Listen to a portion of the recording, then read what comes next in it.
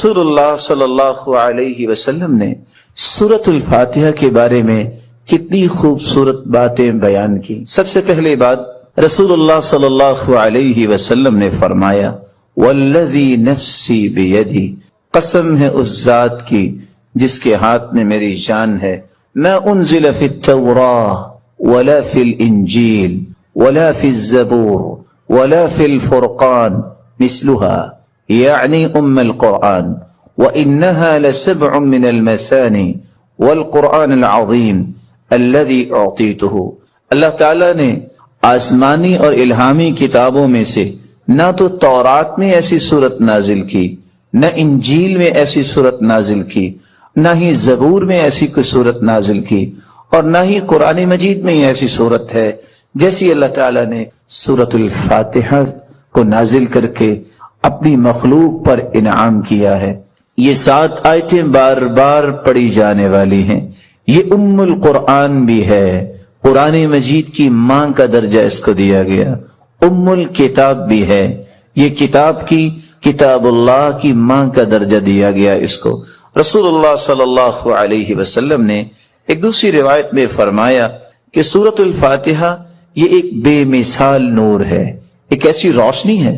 سیدنا عبداللہ ابن عباس رضی اللہ تعالی عنہ بیان کرتے ہیں بینما جبریل قاعد عند النبی صلی اللہ علیہ وسلم سمع نقیضا من فوقه فرفع رأسه فقال، رسول اللہ صلی اللہ علیہ وسلم کے پاس جبریل امین تشریف فرما تھے، اچانک سے ایک آواز آئی۔ رسول اللہ صلی اللہ علیہ وسلم نے اپنا سر مبارک اٹھایا اور پوچھا یہ آواز کیسی ہے؟ تو جبریل امین نے جواب دیا هذا باب من السماء فتح اليوم لم يفتح قط الا اليوم، آسمان کا یہ وہ دروازہ کھلا ہے جو آج تک نہیں کھلا تھا۔ فنزل منه ملک، اور اس دروازے سے ایک فرشتہ زمین کی طرف اترا ہے۔ فقال هذا ملک نزل الى الارض لم ينزل قط، پہلے نہیں اتارا گیا یہ فرشتہ الا اليوم، آج ہی اس کو اترنے کا حکم دیا گیا۔ فسلم، اور اس فرشتے نے اتر کر سلام کہا۔ وقال ابشر بنورین، اے اللہ کے محبوب 2 روشنیوں کے لیے، 2 روشنیاں اور 2 نوروں کے ساتھ آپ کو خوشخبری دینے آیا ہوں۔ اوتیتہما لم یؤتہما نبی قط قبلک، ایسے نور جو آپ سے پہلے کسی نبی کو عطا نہیں کیے گئے۔ فاتحۃ الکتاب ایک سورۃ الفاتحہ ہے، وخواتیم سورۃ البقرہ، اور سورۃ البقرہ کی آخری آیات ہیں۔ لن تقرأ بحرف منہما الا اعطیت، سورۃ البقرہ کی آخری آیتیں اور سورۃ الفاتحہ کا کوئی بھی حرف آپ پڑھیں تو اللہ رب العزت اس ایک ایک حرف کے بدلے عطائیں کرتے ہیں، اور یہ روایت صحیح تر میں موجود، بلکہ رسول اللہ صلی اللہ علیہ وسلم نے اس سورت کی عظمت کو بیان کرتے ہوئے صحابہ کرام کو کتنی خوبصورت بات سمجھائی۔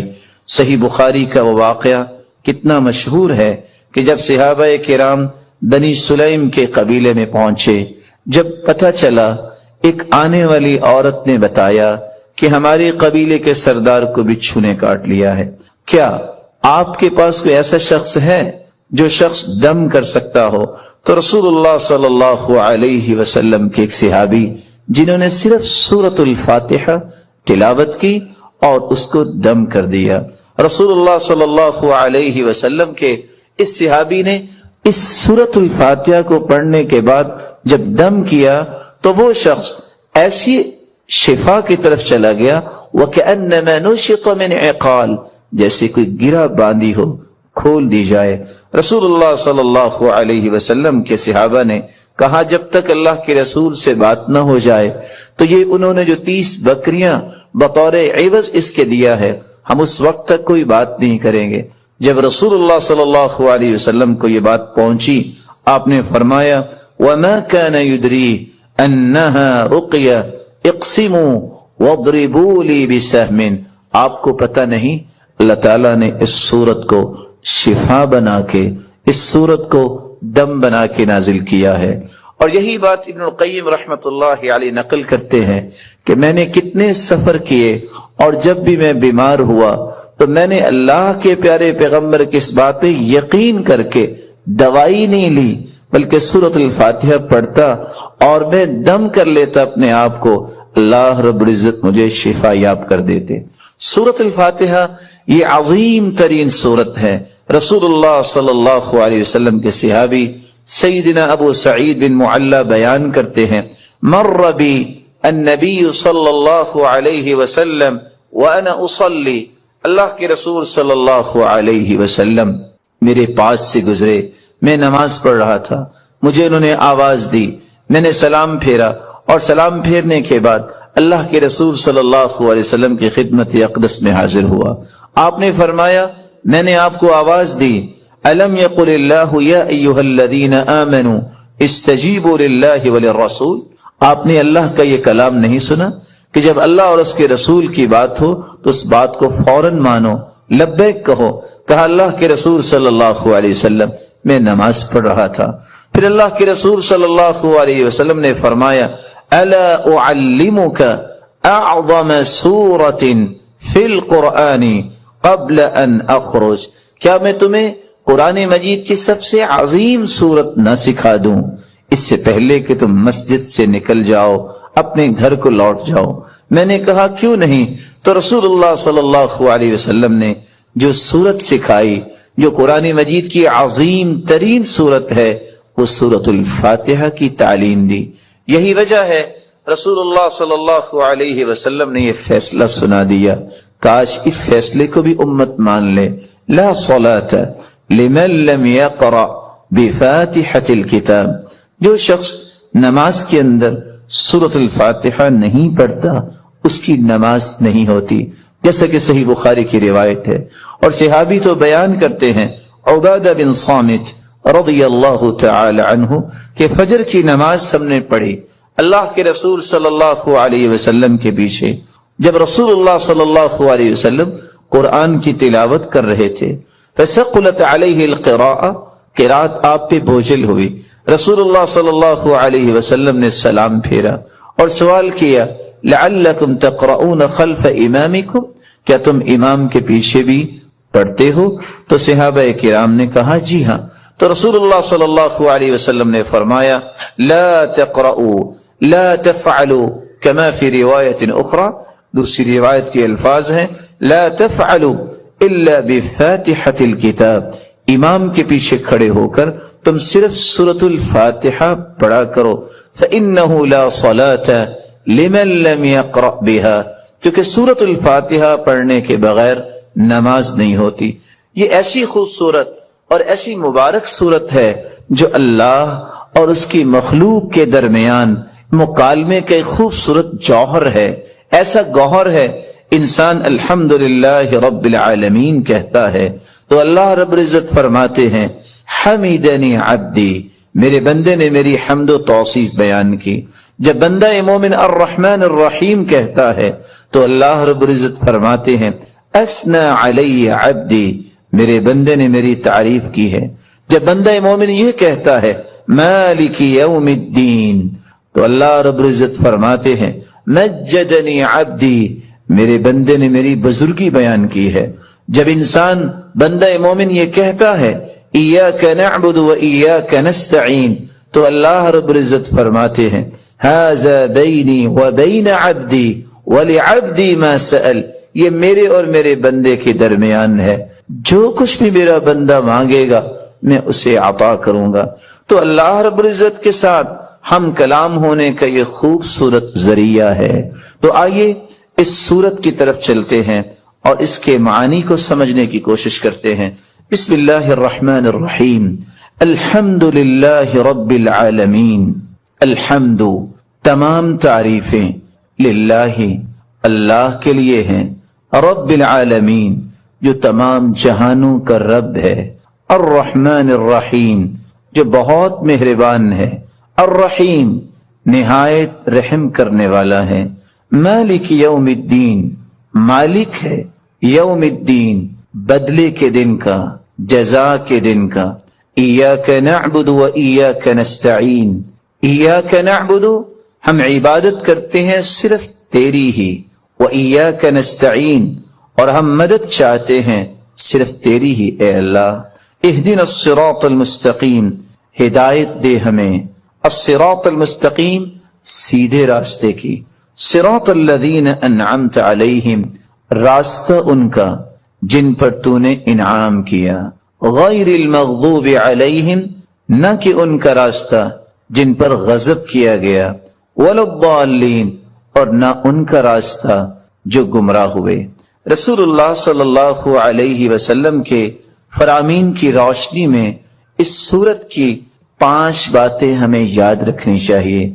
जब रसूलुल्लाह सल्लल्लाहु अलैहि वसल्लम ने फरमा दिया कि सूरतुल फातिहा के बगैर नमाज नहीं होती, तो बंदा मोमिन को ये यकीन कर लेना चाहिए, आपको 10 दलाइल कोई पेश कर दे, आपको 10-20 को दलाइल पेश कर दे, जब तक सूरतुल फातिहा आप नहीं पढ़ लेते, कभी भी इस बात पे इत्मीनान न कीजिएगा कि मेरी नमाज मुकम्मल हुई है या नहीं। मुकम्मल उस वक्त होगी जब सूरतुल फातिहा की तिलावत की जाएगी। रसूलुल्लाह सल्लल्लाहु अलैहि वसल्लम के फरामीन की रोशनी में दूसरा पैगाम मेरे और आपके लिए ये है कि ये सूरत शिफा है, ये सूरत दम है। अपने आप को भी और अपनी औलाद को भी दम किया करे, और उसके लिए सूरतुल फातिहा से बढ़कर कोई नुस्खा कीमिया, कोई तरियाक नहीं। तीसरा पैगाम इस सूरत का जो मुझे और आपको समझना है कि अल्लाह की तारीफ अल्लाह को बहुत पसंद है। यही वजह है अब्दुल्लाह इब्न अब्बास रज़ियल्लाहु तआला अन्हु फरमाया करते थे, अल्हम्दुलिल्लाह, हर शुक्र करने वाले की जुबान का ये वतीरा है।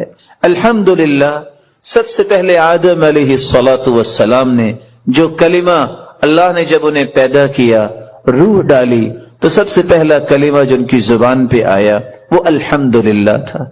नूह अलैहिस्सलातु वस्सलाम ने भी कहा, फ़क़ुलिल हम्दुलिल्लाह अल्लज़ी नज्जाना मिनल क़ौमिज़ ज़ालिमीन, और इब्राहीम अलैहिस्सलातु वस्सलाम ने भी यही कहा, अल्हम्दुलिल्लाहिल्लज़ी वहब ली अलल किबरि इस्माईल व इसहाक। और दाऊद और सुलेमान अलैहिमुस्सलातु वस्सलाम के किस्से में भी यही बात मिलती है, वक़ाल अल्हम्दुलिल्लाह अल्लज़ी फ़द्दलना अला कसीरिन मिन इबादिहिल मुमिनीन। और अल्लाह रब्बुल इज्जत ने अपने पैगंबर से भी मुखातिब होकर फरमाया, वक़ुलिल हम्दुलिल्लाह अल्लज़ी लम यत्तखिज़ वलदा। और अल्लाह रब्बुल इज्जत ने कुरान मजीद में इस बात का तज़किरा किया कि जन्नतियों की जुबान पे भी अगर कोई बात होगी तो वो यही होगी, अल्हम्दुलिल्लाह अल्लज़ी अज़हब अन्नल हज़न। और व आखिरु दअवाहुम अनिल हम्दुलिल्लाहि रब्बिल आलमीन। और हदीस ये बताती है, अव्वल मन युदआ इलल जन्नह अल हम्मादून, सबसे पहले अगर जन्नत की तरफ किसी को आवाज दी जाएगी, बुलाया जाएगा, तो वो लोग होंगे अल हम्मादून, जो अल्लाह की तारीफें करने वाले हैं। और अल्लाह के रसूल सल्लल्लाहु अलैहि वसल्लम को क़यामत के दिन जो झंडा दिया जाएगा, लिवाउल हम्द, वो अल्लाह की तारीफ का परचम होगा। आदम फमन सिवाहु तहत लिवाई, रसूलुल्लाह सल्लल्लाहु अलैहि वसल्लम ने फरमाया, आदम से लेकर क़यामत तक आने वाली आदमियत बशमूल अंबिया और इंसानियत मेरे उस परचम तले होगी। और अल्लाह के रसूल सल्लल्लाहु अलैहि वसल्लम को मुकामे महमूद अता किया जाएगा। अल्लाह की तारीफ ये अल्लाह को बहुत पसंद है। और इस बात को समझाने के लिए मैं एक और हदीस पेश करना चाहूंगा। रसूलुल्लाह सल्लल्लाहु अलैहि वसल्लम के सहाबी बयान करते हैं, क़यामत को जो तराजू कायम किया जाएगा, जिस तराजू में नेकियां और बुराइयां इनका वजन होगा, इतना बड़ा तराजू होगा, लौ वुदिअतिस समावातु वल अर्दु व मन फीहिन्न फी किफ़्फ़ह लवसिअतहुन, अगर 7 आसमान और 7 जमीनें उस तराजू के एक पलड़े में रख दिए जाए तो एक पलड़ा भी भरेगा नहीं। लेकिन अल्लाह की तारीफ का कलिमा सही मुस्लिम की रिवायत की रोशनी में, वल्हम्दुलिल्लाह तमलउल मीज़ान, جو اللہ کے فیصلوں پر خوش ہو کر اللہ کی تعریف کرتے ہوئے یہ کلمہ اپنی زبان پہ لے آتا ہے الحمدللہ، تو اس مبارک کلمے کی وجہ سے قیامت کے دن میزان کے دونوں پلڑے نیکیوں سے بھر جائیں گے، جبکہ ایک پلڑا 14 کے 14 طبق رکھ دینے سے بھی بھرے گا نہیں۔ اللہ رب العزت ہمیں اللہ کی کثرت سے تعریف کرنے اور اس کے ذکر کرنے کی توفیق عطا فرمائے۔ چوتھی نصیحت اور چوتھا پیغام اس سورت کا یہ ہے کہ ہم نماز کی ہر رکعت میں جب یہ کہتے ہیں ایاک نعبد و ایاک نستعین، اللہ تیری ہی عبادت کرتے ہیں اور مدد بھی تجھ ہی سے مانگتے ہیں، تو پھر کسی بندہ مومن کو اس بات کو بھلانا نہیں چاہیے۔ وہ زندگی کے ہر حصے میں یہی کہے میرا رکوع، میرا قیام، میرا سجدہ، میری دعا، میری نظر و نیاز اور میرا توکل، میری انابت، میرا رجوع، ہر وہ چیز جو عبادت بن سکتی ہے وہ صرف ایک اللہ کے لیے ہے، اس کو بھلائے نہیں، اور مدد مانگتے وقت بھی اس حدیث کو بھی نہ بھلائے اور اس اقرار کو بھی نہ بھلائے فَإِذَا اسْتَعَنْتَ فَاسْتَعِنْ بِاللَّهِ، جب بھی تم مدد طلب کرو تو اللہ سے مدد طلب کیا کرو۔ پانچواں پیغام جو بالکل بھلانے والا نہیں، اور یہ بہت خوبصورت پیغام ہے اس سورت کا، کہ جب ہم مانگتے اللہ تعالیٰ سے یہ ہیں کہ اللہ ہمیں صراط مستقیم نصیب فرما، اور یہ وہ صراط مستقیم ہے جو اللہ تعالیٰ نے اپنے انعام یافتہ لوگوں کو عطا کیا، اور انعام پانے والے لوگ کون ہیں؟ اولئک الذین انعم اللہ علیہم من النبیین والصدیقین والشہداء والصالحین۔ وہ انبیاء کا راستہ ہم مانگتے ہیں، صدیقین کا راستہ مانگتے ہیں، شہداء کا راستہ مانگتے ہیں، صالحین کا راستہ مانگتے ہیں۔ وحسن اولئک رفیقا، ان سے بڑھ کے خوبصورت رفاقت کس کی ہو سکتی ہے؟ زندگی کے اندر اللہ کی رحمت سے کبھی مایوس نہ ہو۔ جب بادل زیادہ کالے ہو جائیں، گھٹائیں چھا جائیں، تو پھر بارش بڑی خوبصورت برستی۔ چھوٹے چھوٹے بادل زیادہ بارش نہیں برساتے۔ اللہ عز و جلال کسی کو آزماتے نہیں ہے۔ یہ معمولی سی ایک تکلیف ہوتی ہے کہ صبر کرتا ہے کہ نہیں کرتا۔ اس طرح یحییٰ علیہ السلام کو گھسیٹ کے یہودی اپنے ڈیرے پہ لا کے ذبح کر دیتے ہیں۔ میں اور آپ سیدنا یحییٰ سے زیادہ عزت والے ہیں؟ کون ہیں آپ؟ پچھلی قوموں کھڑے کھڑے انسانوں کے سر پہ آرا رکھ کے چیر کے تو ٹکڑے کر دیتے تھے، ہمیں کیا تکلیف ہو رہی ہے؟ اللہ کا شکر ادا کرنا چاہیے۔ اور قرآن کہتا ہے کہ اللہ عز و جلال فرماتے ہیں ما يفعل اللہ بعذابکم ان شکرتم وآمنتم وکان اللہ شاکرا علیما۔ اگر تم شکر کرو تو اللہ نے تمہیں عذاب کیوں دینا ہے؟ اس کا مطلب یہ نکلا کہ شکر سے عذاب ٹلتا ہے۔ اور میں راز ایک اور آپ کے سامنے رکھ دوں، اگر مجھے اور آپ کو یہ راز سنبھالنا آ جائے تو اللہ میرا اور آپ کا بھرم اور عزت ساری زندگی سنبھالے۔ انا عند ظن عبدی بی ان خیرا فخیر وان شرا فشر۔ اللہ عز و جلال فرماتے ہیں میں اپنے بندے کے گمان کے مطابق فیصلے کرتا ہوں، اگر میرے بارے میں حسن ظن ہو تو میں فیصلہ بھی اچھا ہی کرتا ہوں، اور اگر میرے بارے میں گمان برا ہو تو میں اس کے گمان کا بدلہ اسے دیتا ہوں۔ انا مع عبدی اذا ذکرنی وتحرکت بی شفتاه، میں تو اپنے بندے کے ساتھ ہوتا ہوں علم و قدرت کے ساتھ۔ میرے بندے کے ہونٹ جب حرکت کرتے ہیں، حرکت بعد میں ہوتی ہے، میری رحمت کا نزول پہلے ہو چکا ہوتا ہے۔ اس لیے آپ اپنے دلوں سے پوچھیے آپ کا رب کے بارے میں ذہن کیا ہے، گمان کیا ہے؟ آج ذہن کیا بنا ہوا ہے؟ بس اگلے 6 مہینے ہم ہیں، پھر کیا ہے؟ پوری زندگی ہم نے تو آنا ہی نہیں۔ اور کوئی بادشاہ ایسے بھی ہیں کہ بادشاہ تو بادشاہ ہوتا ہے نا، وہ کیا بھی دیتے ہیں، بس جی اب یہاں کس نے رہنا ہے، سارے گئے، مر جائیں گے، اگر رہیں گے کوئی نہیں مرے گا۔ اللہ عز و جلال چاہتے ہیں تم نے بیویوں کی بہت خدمت کر لی، بچوں کی، اب والدین سے بھی مل لو، کچھ ان کی خدمت کر کے بھی نیکیاں کما لو۔ اکیلے رہ کے عیاشی تو کر لی ہے اور عبادتیں بھی کی ہیں۔ ایک عیاشی، اس کو عیاشی میں عربی لفظ بول رہا ہوں، اردو پنجابی کا نہیں، ایک تعایش اور عیاشی وہ بھی ہے کہ آپ رشتہ داروں سے مل کے زندگی گزاریں، یہ اصل زندگی ہے. المؤمن الذي يخالط الناس ويصبر على اذاهم خير من المؤمن الذي لا يخالط الناس ولا يصبر على اذاهم. وہ مومن اچھا ہوتا ہے جو رشتہ داروں سے مل جل کے رہتا ہے, ان کی تکلیفیں بھی برداشت کرتا ہے. اس مومن سے جو اکیلا رہتا ہے, اس کو کوئی تکلیف نہیں آتی, اس مومن سے بہتر نہیں ہو سکتا. رحمت کا جب میں مطالبہ کرتا ہوں اللہ تعالیٰ سے, آئیے اپنی بات کی طرف, تو میں اسلام اور ایمان کے ساتھ ساتھ میں اللہ ذوالجلال سے رزق بھی مانگتا ہوں. قُلْ لَوْ أَنْتُمْ تَمْلِكُونَ خَزَائِنَ رَحْمَةِ رَبِّي إِذًا لَأَمْسَكْتُمْ خَشْيَةَ الْإِنفَاقِ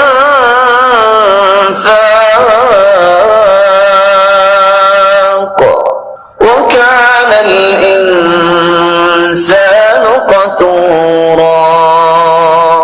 قُلْ لَوْ أَنْتُمْ تَمْلِكُونَ خَزَائِنَ رَحْمَةِ رَبِّي, میرے پیارے محبوب ان لوگوں سے کہہ دو اگر خزانے رحمت کے رزق کے اللہ آپ کو دے دو نا تو آپ ساری دنیا کو مار دو, خرچ ہی نہیں کرتے.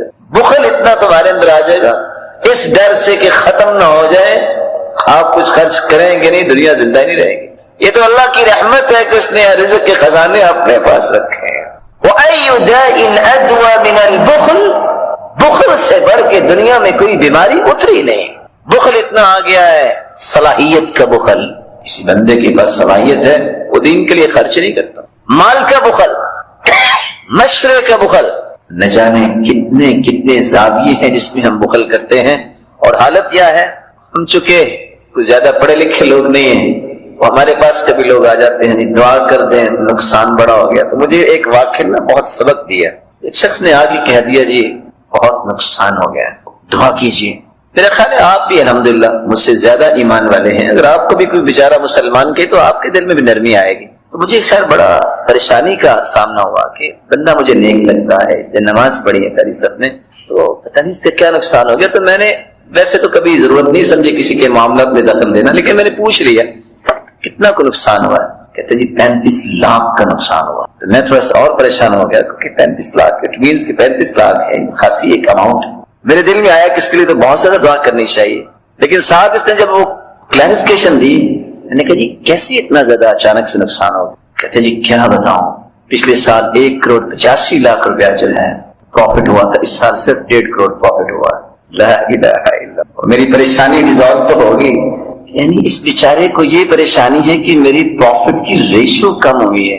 اور کتنے لوگ ہیں جن کے پاس کھانے کے لیے کھانا نہیں, کتنے لوگ ہیں جو آج آپ یوٹیوب پہ جائیں وہ کنکریاں بچے کھا رہے ہیں, کتنے لوگ ہیں جو ہیں وہ گھر کا سامان پھینک کے جاتے ہیں وہاں سے رزق تلاش کر. اس لیے سیدنا علی رضی اللہ تعالیٰ نے کہا تھا دنیا میں پریشانی کا واحد ایک دور کرنے کا حل یہ کہ زندگی کو ضرورت سمجھ کے گزارو, خواہش سمجھ کے نہ گزارو.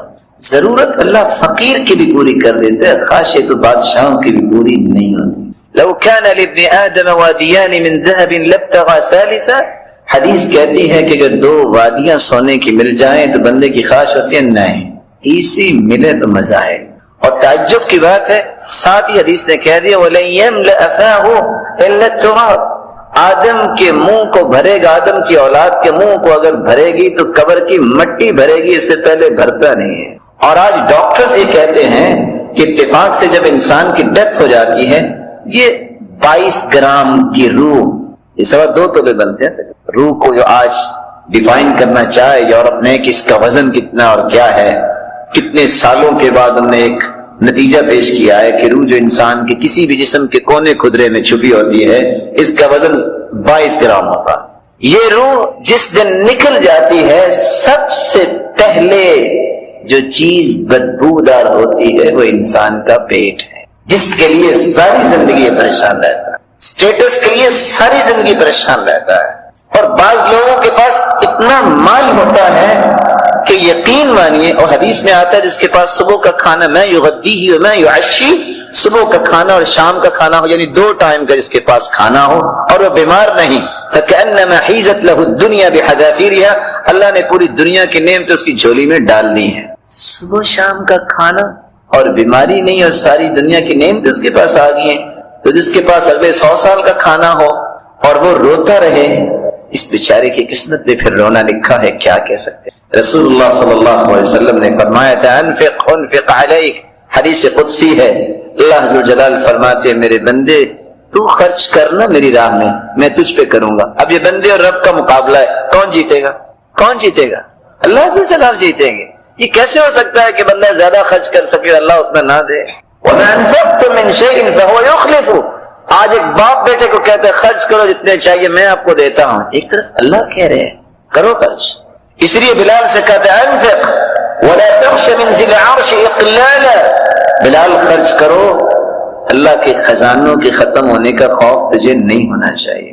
اور سیدہ ام سلمہ سے کہا تھا لا توعی فیوعی اللہ علیک، گن کے نہ دیا کرو اللہ بھی گن کے دیں گے۔ یہ حدیث سے پتہ نہیں کیوں میں اور آپ اور امام زہری کی بات سن کے اور پڑھ کے پریشانی ہو جاتی ہے۔ وہ کہا کرتے تھے الدینار عندی کبعرہ، درم و دینار میرے نزدیک صرف اتنے ہیں جتنا فضلہ ہوتا ہے جانور کا، اس سے زیادہ میرے سامنے اس کی قیمت ہی نہیں۔ لیکن آج مال تو بنا تھا انسان کی خدمت کے لیے، لیکن بیچارہ انسان اس کا خادم بن گیا، خدمتیں بدلہ نہیں کرتے، ہمیشہ بیویاں ہی خدمت کرتی ہیں خامدوں کی۔ جو خامد تعامن کرے وہ تو سنت ہے، لیکن وہ تعامن سے بڑھ کے خدمت تک پہنچ جائے اور وہ کام جو عورت نے کرنے ہیں اس کے لیے ایک بڑا سا پولائٹ لفظ بولتے ہیں لوگ، کیا کہتے ہیں اس کو؟ اچھا انڈرسٹینڈنگ، رن مرید نہیں، ماشاءاللہ تعامن میں حرج کوئی نہیں ہے، لیکن ہر ایک کی ایک ذمہ داری ہے، اس کو پوری کرنی چاہیے۔ رسول اللہ صلی اللہ علیہ وآلہ وسلم نے اس لیے صحابہ کرام کو اللہ عز و جلال پہ توکل سکھایا۔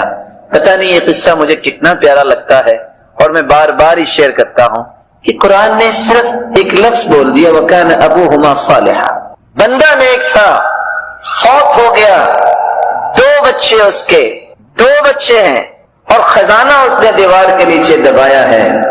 میرے رب کو اپنے پیارے بندوں کے فیوچر پلاننگ کا خود سے فیصلہ کرنا ہوتا ہے۔ کتنی اللہ کو محبت ہے کہ میرے بندے ضائع نہ ہو جائیں۔ ہم کہتے ہیں بچوں کا پتہ نہیں کیا بنے گا، کیا بنے گا، زیادہ سے زیادہ قبر بنے گی، وہ میری اور آپ کی بھی بننی۔ 1 ارب نیک لوگ جمع ہو جائیں صحابی نہیں بن سکتا، 1 ارب صحابی جمع ہو جائیں نبوت کا درجہ نہیں پا سکتے۔ اور قرآن کیا کہہ رہا ہے وَكَانَ أَبُوهُمَا صَالِحًا، باپ نیک تھا، جب دیوار گر گئی تو اللہ نے 1 نہیں 2 پیغمبروں کو، موسیٰ اور خضر علیہم الصلاۃ والسلام، ان دونوں نبیوں کو آرڈر دیا جاؤ میرے اس پیارے بندے کی اولاد کا خزانہ ظاہر ہو گیا تو ضائع ہو جائے گا، دیوار تم بناؤ مزدور بن کے۔ پلاننگ کی اللہ تعالیٰ نے۔ اور ابن کثیر لکھتے ہیں کہ موسیٰ علیہ السلام جب وہ چھڑاتے قوت تو تھی، وہ ایک لگا بیٹھے اس کو اور وہ بندہ مر گیا۔ بندہ تو مر گیا، وہاں سے پھر دوڑنا پڑا۔ جب وہ مدین پہنچے تو ان کے پاؤں میں جوتی بھی نہیں تھی، پاؤں میں جوتی، بھوک بھی تھی، کوئی جگہ بھی نہیں تھی رہنے کی۔ ایک لفظ بولا جاتا ہے جاب لیس، صرف اس کے پاس نوکری نہیں ہے۔ موسیٰ علیہ السلام کے بارے میں آپ کیا کہیں گے؟ نہ بیوی ہے، نہ بچے ہے، نہ گھر ہے، نہ کھانا ہے، بھوک ہے اور پاؤں میں جوتی نہیں۔ اللہ تعالیٰ نے کیا کہا فَسَقَى لَهُمَا ثُمَّ تَوَلَّى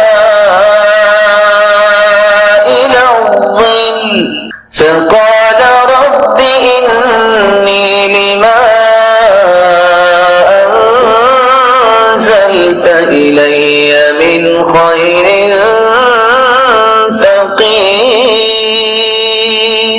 دو بچیوں کو دیکھا کہ اپنے جانوروں کو پانی نہیں پلا رہی، باقی سب لوگ پانی پلا کے چلے گئے۔ پوچھا بیٹا کیا ہے؟ کہا ہم سے پتھر اٹھایا نہیں جاتا۔ آگے بڑھے، صلاحیت کو نیکی کے لیے استعمال کی، پتھر ہٹایا، پانی پلایا، واپس پاؤں جب جلے توڑ کے درخت کی طرف آئے، چھاؤں میں کھڑے ہو کے ایک دعا کر دی ربی انی لما انزلت الی من خیر فقیر، اللہ میں فقیر ہوں تیری رحمت۔ اللہ تعالیٰ نے 4 خوشخبریاں صرف 2 کلمات پہ دے دی۔ خوشخبری کیا دی؟ ابھی کچھ وقت نہیں گزرا، ایک بیٹی آئی کہ میرے باپ بلا رہے ہیں، ان ابی یدعوک، میرے باپ آپ کو بلا رہے ہیں، کیوں؟ لیجزیک اجر ما سقیت لنا، تاکہ آپ کو بدلہ دیں، آپ نے پانی پلایا۔ جب وہاں پہنچے تو صرف بدلہ ہی نہیں، اللہ تعالیٰ نے کیا دیا؟ سب سے پہلا پیکج تیار ہو رہا ہے، کانٹریکٹ سائن ہونے لگا ہے۔ ہمارے 1 سال کا کانٹریکٹ سائن ہوتا ہے اور سوچتے ہیں پتہ نہیں اب اگلا ویزا لگے گا کہ نہیں لگے گا۔ بہت سارے 3 مہینے سے پہلے چیزیں روک لیتے ہیں، نہیں رک جاؤ، پتہ چل جائے لگے گا کہ نہیں لگے گا۔ اور قرآن کیا کہہ رہا ہے؟ 8 حجج، کانٹریکٹ سائن ہو رہا ہے کہ 8 سال تک آپ میرے پاس کام کریں گے، کھانا بھی ملے گا، رہائش بھی ملے گی، اور 8 سال اگر کام کر لیں تو میں اپنی بیٹی کا نکاح بھی دوں، کھانے کا مسئلہ بھی حل، مکان کا مسئلہ بھی حل، 8 سال نوکری پکی ہو گئی، اور ساتھ نبی کی بیٹی اللہ ذوالجلال نے نکاح میں دینے کی ایک خوشخبری سنا دی، نکاح ہو گیا۔ اس کے لے کے جو ہی چلے ہیں، ساتھ ہی اللہ ذوالجلال نے 5واں انعام نبوت کا تاج سر پہ سجا دیا۔ آج یہ آیتیں کن کے لیے ہیں؟ کن کے لیے آیتیں؟ مسلمانوں کے لیے ہے۔ میرا اور آپ کا تعلق اللہ سے جب مضبوط ہو جائے گا، اور میرے بھائی کسی چودھری سے انسان تعلق جوڑ لے، وہ نہیں چھوڑتا اپنی عزت بچانے کے لیے کہ میں کیسے پیچھے ہٹوں، لوگ کیا کہیں گے، تو میری رب سے جو تعلق جوڑ لے تو اللہ اسے ضائع کر دیں گے؟ یہ کیسے ہو سکتا ہے کہ اللہ عز و جلال کے وعدے جو ان میں کوئی خلل آ جائے گا؟ اللہ سے بڑھ کے بھی کوئی وعدے سچی کرنے والا ہے؟ اللہ پہ ایمان اور توکل اللہ ہمیں نصیب فرمائے۔ رحمت سے مراد جہاں رزق ہے، رحمت سے مراد بارش بھی ہے۔ اللہ عز و جلال فرماتے ہیں وَهُوَ الَّذِي يُرْسِلُ الرِّيَاحَ بُشْرًا بَيْنَ يَدَيْ رَحْمَتِهِ حَتَّى إِذَا أَقَلَّتْ سَحَابًا ثِقَالًا سُقْنَاهُ لِبَلَدٍ مَّيِّتٍ فأنزلنا به الماء فأخرجنا به من الثمرات۔ اللہ ذو الجلال کی رحمت کو نازل کرتے ہیں، وهو الذي ينزل الغيث، اللہ ذو الجلال بارش کو نازل کرتے ہیں، وينشر رحمته، اور اپنی اس رحمت کو دنیا میں پھیلا دیتے ہیں۔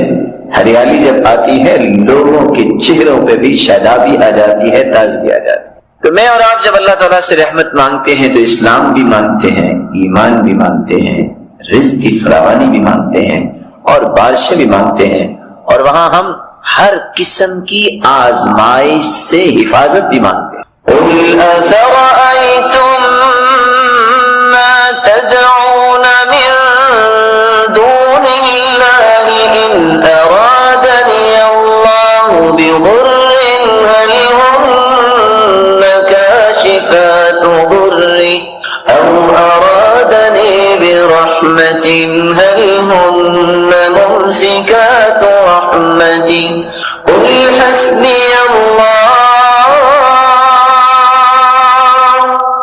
عَلَيْهِ فَلْيَتَوَكَّلِ الْمُتَوَكِّلُونَ۔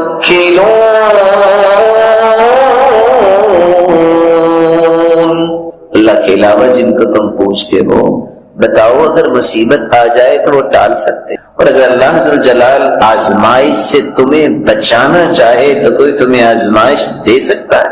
نہیں دے سکتا۔ تو رحمت سے مراد مصیبتوں سے، آزمائشوں سے بچنے کی التجا ہے، اور اللہ مصیبتوں سے بچاتے ہیں۔ رحمت جب ہم طلب کرتے ہیں تو پھر ہم دشمن سے بھی اپنے آپ کو بچانے کی رب سے التجا کرتے ہیں۔ قُلْ مَنْ ذَا الَّذِي يَعْصِمُكُم مِّنَ اللَّهِ إِنْ أَرَادَ بِكُمْ سُوءًا أَوْ أَرَادَ بِكُمْ رَحْمَةً وَلَا يَجِدُونَ لَهُم مِّن دُونِ اللَّهِ وَلِيًّا وَلَا نَصِيرًا۔